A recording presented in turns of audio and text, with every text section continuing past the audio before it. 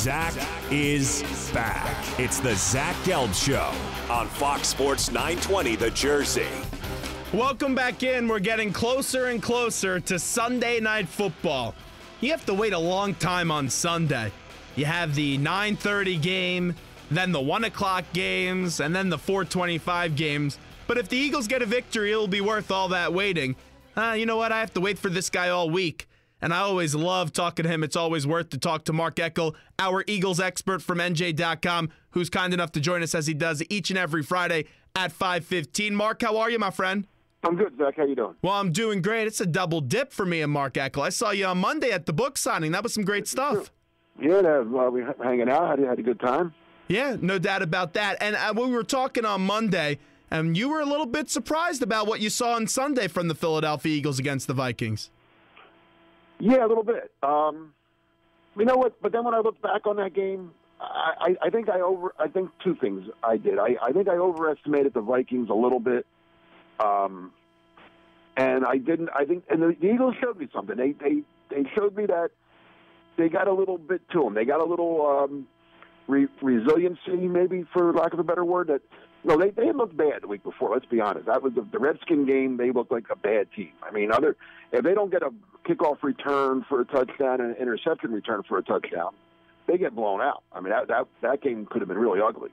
As it was, they got those and they still lost, which is hard to do. You know, when you get 2 return touchdowns, you usually win the game. But so let's be honest. They did not look good against the Redskins at all. And they knew it, and they took it upon themselves to say, "Listen, we're not. That's not us. We're not. That's not who we are. We're better than that." And I think the defense got a little tired of hearing about how good the Viking defense was and wanted to show that they're just as good. And they did. They played a great game Sunday. See, you're exactly right. I think they did take that thing personally because everyone the entire week was talking about, oh boy, how this Eagles offensive line was going to do nothing against this Minnesota Vikings defense, and that wasn't the case. It actually turned out to be that the Vikings offensive line was the worst out of the 2 offensive lines. By far. The Eagles offensive line actually, I'm not going to say that they played a great game, but they held themselves. They did fine. They were more than adequate. They against a good front 7 of the Vikings. They held. I mean, Wentz didn't get beat up by any means. Bradford did. They ran the ball as well as the Eagles are going to run the ball. I mean, let's be honest. The Eagles' running game is not the strength of the team by any means. So I don't ever see them piling up a bunch of yards running, but they did okay. They did what they do. The offense wasn't great last week, but it went against the Vikings defense is good. The Vikings defense is good, and the Eagles offense was good enough. Would you go with more Smallwood? Would you go with more Smallwood at the running back position? Yes. I've been saying that since the Pittsburgh game. Before the Pittsburgh game, I wrote that Smallwood. Remember, we talked, man, that I said Smallwood was going to have a good game, and he had a great game. And I don't know why they haven't gone back to him. I just don't understand it. Yeah, and it's weird to see because I trusted Doug Peterson, and maybe there's a reason that we don't know because he gets to see a lot more than us. And we were telling people last week you got to trust Doug Peterson with the offensive line. But seeing Ryan Matthews continue to fumble the football, it's tough to watch, Mark. Yeah, I'm not a Ryan Matthews guy. I just don't think he's that. I don't see it. I don't see him doing anything better than Smallwood or Barner for that matter. And he is older too, so why not get the young guys and see what you got? My only, and again, I'm going to trust the coach because, like you said, he sees things that we see. Ever since practices have been closed, it's hard for us to really know what's going on because all we know is what they tell us, and sometimes they tell us what they want us to hear. So maybe Smallwood's having bad practices. Maybe he's not picking up certain parts of the playbook. I mean, we don't know that because we don't see it. So that's all. I mean, and they're not going to tell us that, obviously. So I don't know why. I don't know why Smallwood's not playing. Another guy that I don't know why he's not playing, and every week they tell us how great he's doing in practice, but then he doesn't dress for the game, is Bryce Triggs, the rookie wide receiver that they picked up on waivers right before the final cutdown from San Francisco. We know he can run, and the Eagles could certainly use a speed receiver right now. So again, I don't know why he's not playing either. But again, maybe he doesn't. Maybe he's not picking up the playbook either. I don't know. Mark Eckel with us. So since you bring up the wide receivers, there's been a lot of rumors, and I know the coach shot him down about Alshon Jeffrey and Torrey Smith. What do you make about those rumors, though? Well, the coach was pretty emphatic about it. So if he just would have said, and he could have answered that question several different ways. He could have said, "Listen, I like what I have, but we'll see what happens," or he could have very easily have said, "Listen, I don't deal on that. That's Howie's job. Talk to Howie about that. I'm coaching the guys I have. I like the guys I have. Howie makes trades and does personnel." He could have very easily have passed the buck. He didn't. He was very emphatic with those. There's nothing to those rumors. I think the word he used was legitimacy. Yep. There's no legitimacy to those rumors. So I'm going to take his word on that there's nothing to it. My opinion, Torrey Smith, I don't want. To be honest, Agreed. I'm not a Torrey Smith guy. He was good in Baltimore. That was a couple years ago. He's a one-trick pony, though. That's okay. That one trick Eagles could use right now. But not at that price tag. That's exactly, a big cap hit. Exactly. He's making too much money, and I think there's a reason Baltimore let him go. Let's be honest. Baltimore's pretty smart. I have all the respect in the world for Ozzie Newsome and John Harbaugh, and for them to let him get away without really, going to bat to try to keep him, that tells me something right there. So I wouldn't trade for Torrey Smith. I just wouldn't. I don't think he's much better than what they have. Al Jeffrey, on the other hand, now the only problem with him is you got to make sure you're not renting him, because I don't think he's worth giving up a third round pick if you're only going to have him for 10 games.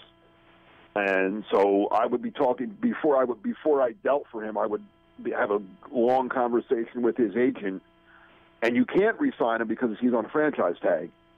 But I would have a long conversation with the agent saying, "All right, listen, what's it going to take to get him signed to a 4-year deal at the end of this?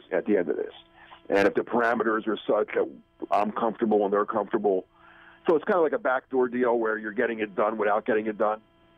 Then I would think about it, because I think he is a game changer. I think he's not in that top level. I don't think he's Julio Jones, AJ Green, Odell Beckham.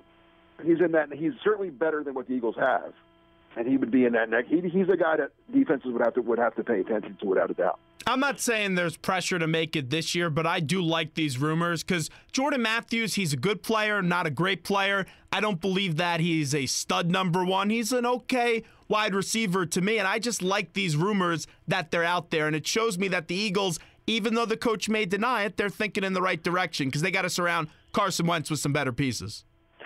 I agree. And again, my only problem with making an in-season trade, it's tough. Because I've seen this before, is that even if they were to get Jeffrey, who like I said, Smith I don't really want, but if they were to get Jeffrey, now there's 10 games left. So there would be 9 games left if they got him on Monday. The trade deadline is Tuesday. So let's say they make a trade on Monday and they get – the most he's going to play is 9 games for him.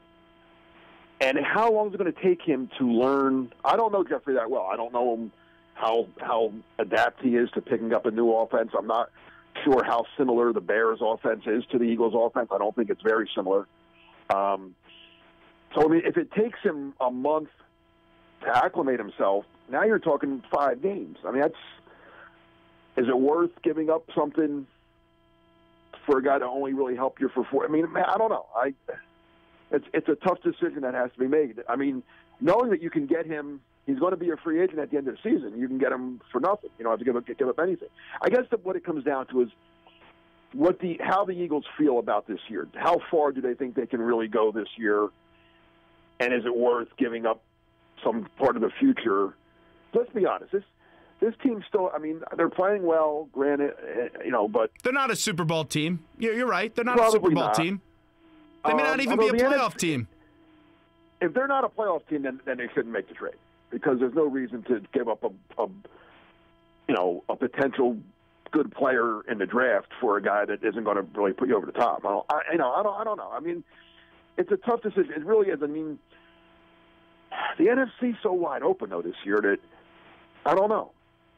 Now, are they a playoff team? They did beat the Vikings, who everybody thinks is a playoff team, right? Yeah, no.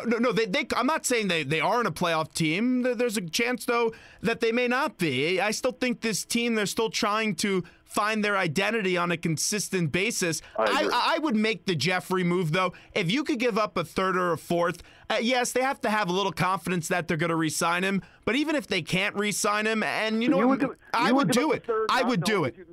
I would do it. You know why I would do it? Okay. Because I think it sends a good message that this team is trying to improve the wide receivers. They're trying to make a move to get them in a win-now situation. And also, if Jeffrey comes here after dealing with the situation in Chicago, maybe he will stick around and see the brightness that we're all seeing in Carson Wentz. I'd make the move. Sure. Well, again, I would just want to at least have his agent and him tell me. Yeah. Yeah, I do. Yes, this would be great for me. Now, again, you never know what's going to happen.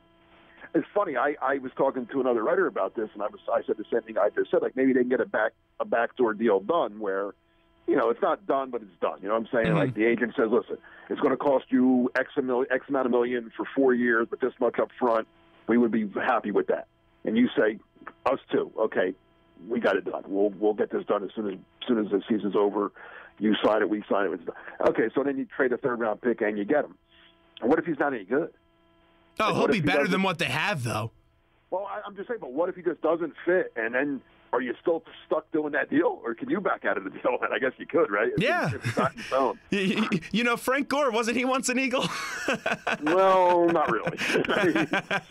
Almost. Mark Eckel with us of NJ.com. All right, so let's get to the playmakers, though, on this Dallas offense, because you have Dak Prescott, you have Ezekiel Elliott, and by the way, you have the best offensive line in football. Take me through the battle in the trenches, also the front seven of this Philadelphia Eagles going up against this Cowboys offensive line.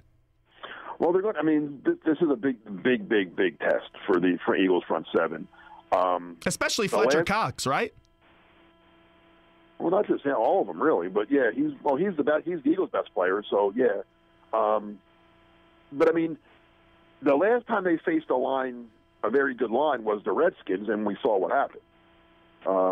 When it wasn't pretty for the Eagles. So everyone, that's for the Eagles to win this game, and I think they can.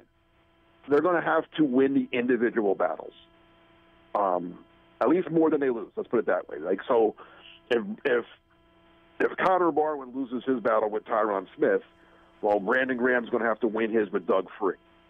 And, if Zach Martin beats Fletcher or whoever's going against Zach Martin, all right, then the other guy's going to have to beat, Lowry. So, and then the linebackers. I don't know what exactly, because, they're not going to give us their game plan. But Dallas is a versatile offense. So, do you sell out to stop the run and hope you can handle Jason Witten and Cole Beasley and Des Bryant? Or do you just play it straight and hope your front can stop the run without adding an extra guy to the box?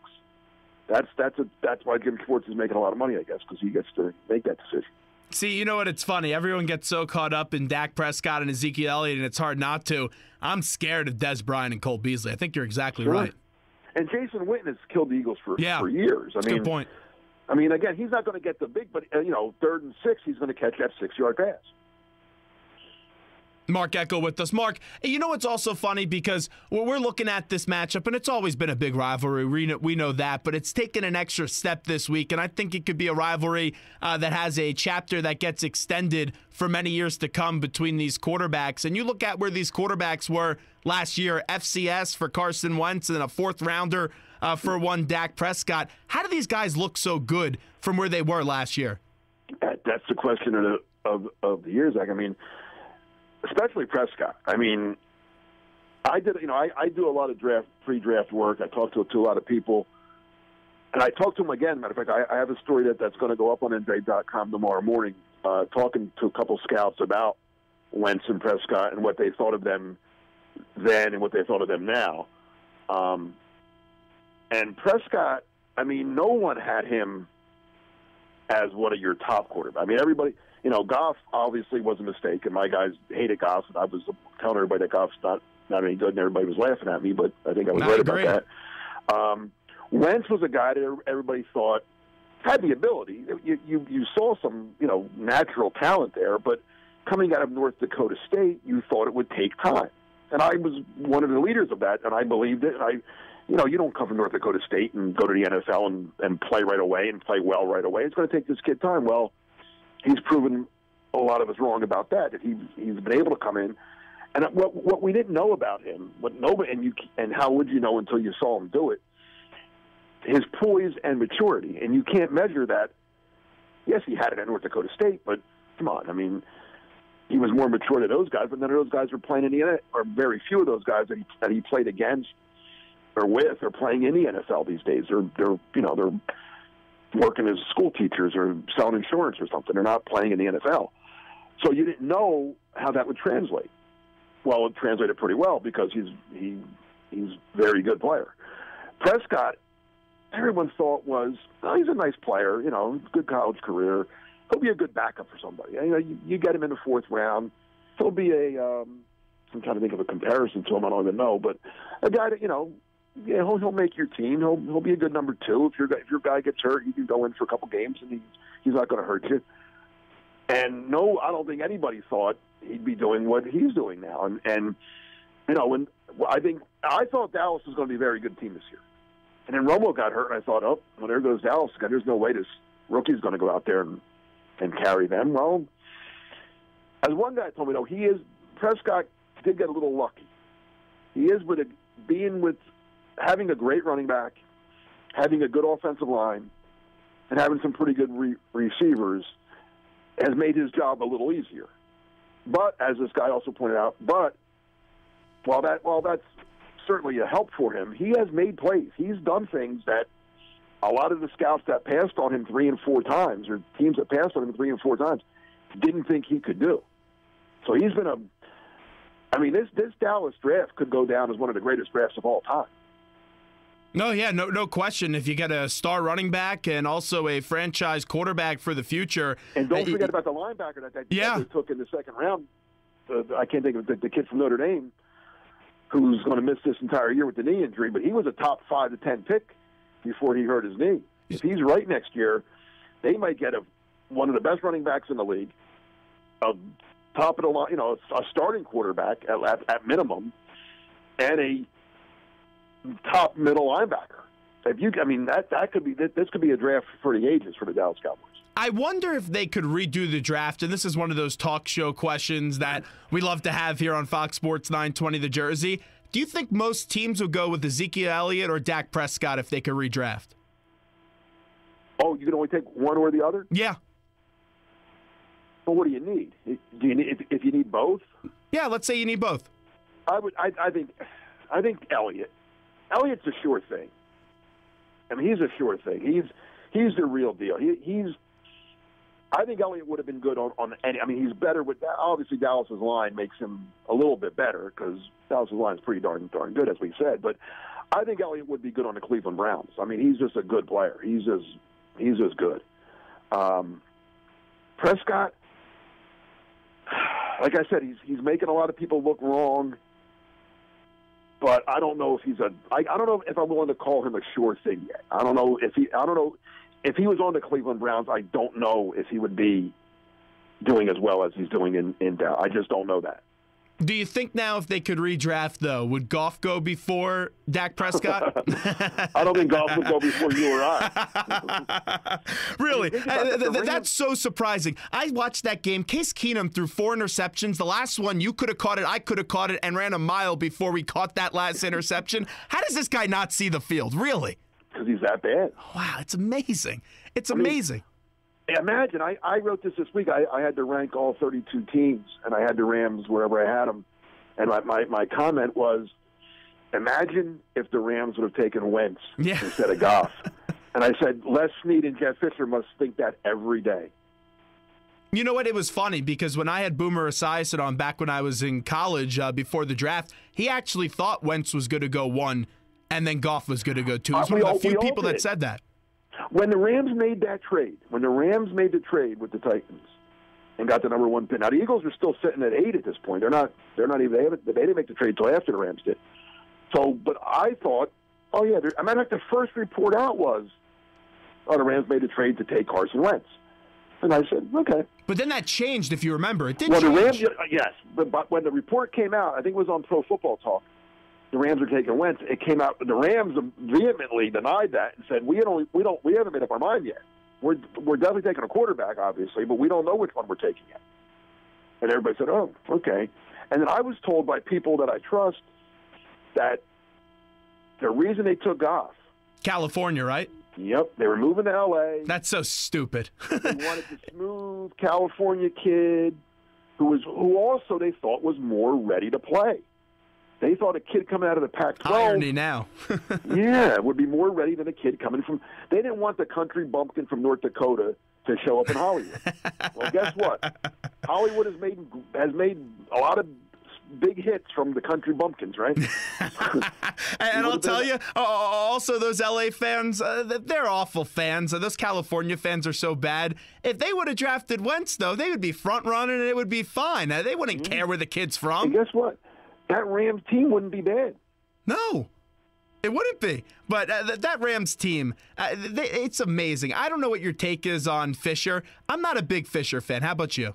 Well, we're old friends, so okay. Personally, I like Jeff a lot, but I think he's hit that same thing that happened to Andy. I mean, Andy Reid is that he's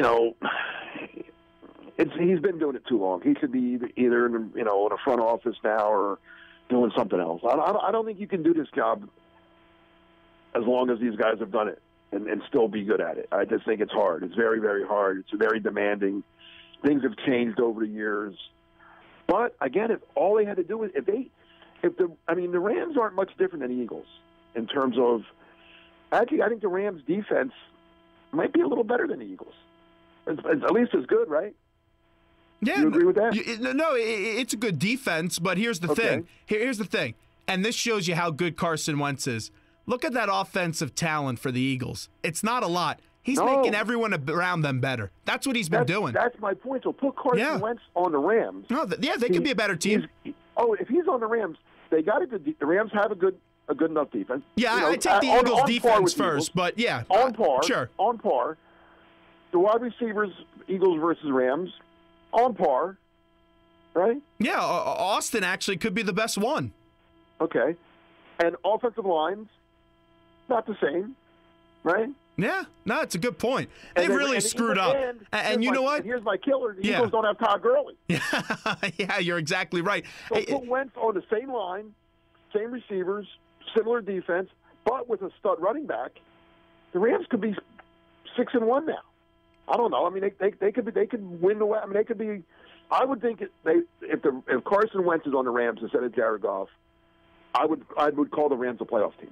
I saw some poll before the year. It was ranking GMs, and to me, Les Snead is the most overrated GM in football. Oh, God, yeah. This guy continues to make bad decision after bad decision. Maybe this is the one that finally gets him fired. I mean, I think it does. I mean, I mean, to trade, and then not only that, to trade what they traded a lot to go up and get Goff. That's the thing too. It's not like they just Goff. All right, they were there and they took him. Like everybody rips Cleveland, and justifiably so, but they ripped Cleveland for trading back and letting the Eagles come up and get Wentz. Well, at least the Cleveland got a bunch of stuff. The Rams gave up a bunch of stuff and took a guy that can't play. You know what's a fascinating question? Who's going to last longer at their job? Les Snead with the Rams or Marvin Lewis with the Bengals? Well, Marvin's been there forever, so I don't know. That's a good question. Who's going to get fired first? Because both of those guys, Marvin Lewis at least gets to the playoffs, but he never wins when he gets to the playoffs. No, but at least he gets there. Snead doesn't get there. and with that said, I don't think Snead's the worst. I think Ryan Grigson in Indianapolis is the worst. Oh, he's awful. They're killing their franchise quarterback. What he said earlier in the year, he goes, when you give that contract, and I'm paraphrasing, you can't really, go help him out in our market, blah, blah, blah. He said something along those lines. Well, when Andrew Luck was making a favorable contract on that rookie deal, he did nothing. Exactly. He drafted poorly. Draft picks cost the same no matter where you're playing and who's with you. He drafted poorly. He gave bad contracts to old Eagle players who couldn't play anymore, like Todd Harriman's a good friend of mine who I love, but couldn't play anymore. And he gave him $4 million. Gave Trent Cole, another guy that I got along with very well when he was here, but couldn't play anymore. Gave them money. Traded a first-round pick for the running back, Trent Richardson. Oh, yeah. Oh, that was awful with the Browns. Oh. I mean, come on. I don't want to hear about money. I don't want to hear about markets. I want you got your Andrew Luck should sue them for non-support. Yeah. Really, his insurance plan must not be that good if you're Andrew Luck, because he has no protection around him. All right, Mark Eckel. So in your book, I'm sure you covered a lot about this Eagles-Cowboys rivalry. What are some of your favorite memories with the Eagles-Cowboys? Well, one of the all-time one, and there's 100, but I'll give you my all-time, and it's a play. It's in my other book, the greatest plays in Eagles history. The fake kneel down. The running up the score, yeah. The fake. It was so great. I mean, and let me just give a little background on that. You know, for people that don't know, it was a year to strike. The Eagles played the Cowboys during the strike game, and Dallas ran it up on the Dallas had regular players cross the picket line. Tony Dorsett. Yeah, we had G. Cobb on earlier. Cobb was telling us, talk about that? Okay. So the Cowboys beat the Eagles pretty bad, and they used their regulars, and they run it. You know, they beat them pretty bad.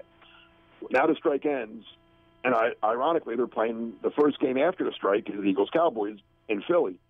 And I'll never forget, Friday's practice, and this is 1987, so the world's a different world. There's no Twitter, there's no social media, the internet barely exists.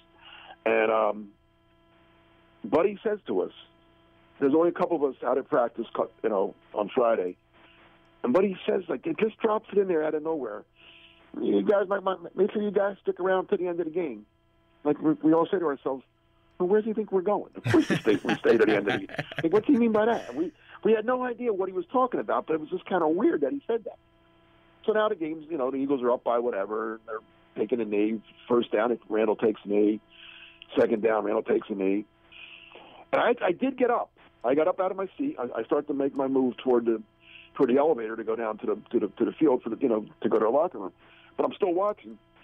And third down, Randall takes a step, and he fakes the knee, and he throws deep for Mike Quick. And they get called for pass interference, and next play, Keith Byers runs it in, and they run it. And it's just it's something I've never seen before. I doubt you'll ever see again. So that ranks number one. And then Buddy talked about it after, and you know, he said, you know, hey, listen, people said I opened a can of worms. He said, nah. He, meaning Tom Landry, who Buddy didn't like, he opened the can of worms. I just closed it. And I would have to imagine, when you're looking back in the history of Philadelphia, I don't think there's someone that's hated the Cowboys more than Buddy Ryan. No, he did. He hated. That's why people say, why do Eagle fans love Buddy so much? He was okay coach, great defensive coach, but you know his teams really didn't. They kind of underachieved a little bit. Why do they love him so much? I'm like, because he was them. He was what they wanted. He loved defense, and he hated the Cowboys. And he beat the Cowboys. He owned the Cowboys. He went 8-1 against the Cowboys. So, Mark, I mean, he beat the. One thing he did was beat the. That was the shame was that they never got to play the Cowboys in the playoffs because they as good as those Cowboys teams were as they at the end when Jimmy got them going, they weren't beaten. Troy Aikman talked about it in my book how he feared. I mean, the Eagles beat him up. He hated playing the Eagles. Mark, where are you next week for the book tour? All right, well, let's see. Thursday night we'll be at the Chicky and Pete's in South Philadelphia. Nice. And then I'll give you a little we'll talk about this next Friday as well. But a week from Monday, November 7th, the day after the Giants game, I'll be at Sandy's Beef and Ale in Langhorne, Pennsylvania, and I'll be with Mike Quick. Oh, how about that? Will be with me. So you can not only can you get me to sign the book, Mike might sign the book for you too. You know what you should do? You should throw the book towards Mike Quick and try to reenact that play that you just described. That's what you should do. It'd be perfect. Take the knee and throw deep. Yeah. Well, no, because that pass fell incomplete, so I don't want the book. Hey, as long as Mike picks it up and signs it, you're good, you know? Mark, we'll do the 99-yard touchdown pass to Mike instead. All right, Mark. Appreciate the time. Thank you. All right, take care, Zach. There's Mark Eckel joining us on the Zach Gelb Show from NJ.com. And Mark's appearance is brought to you this week by KC Prime with two great locations in Lawrenceville and Warrenton. Visit KCPrimeRestaurant.com. We got to take a quick break here on the Zach Gelb Show, Fox Sports 920 The Jersey. When we get back, We got to preview Game 3 of the World Series. They've been drinking in Chicago since 5:15 this morning. That's going to be a rowdy crowd. I'm sure something will go wrong tonight in Chicago. We'll get into the preview of that, and then it's Friday. You know what that means. Home stretch coming up next.